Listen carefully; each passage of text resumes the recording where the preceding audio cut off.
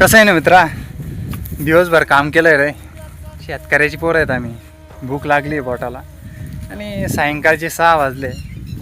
पण जबाबदारी मागं हे जे बैल दिसत आहेत ना, तर यांना चारण्याची जबाबदारी.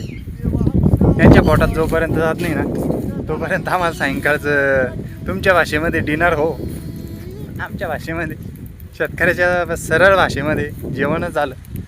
कसं आहे ना, कोणी असेल नोकरीवालं जे इव्हिनिंग वॉकसाठी गेला असेल, नोकरीवाल्याची कोणी मुलं असतील मस्तपैकी गार्डनमध्ये बसलेले असतील, तर काही जण असतील इव्हिनिंग लुकचा आनंद घेत असतील. पण आमचं तसं नाही हो. आम्हाला आहे ना सर्व जबाबदाऱ्या फारच पाडावं लागतं, त्यानंतरच सुटका होते आमची. असो, शेतकऱ्याची व्यथा आहे ना प्रत्येकाला नसते कळत, चालूच असते.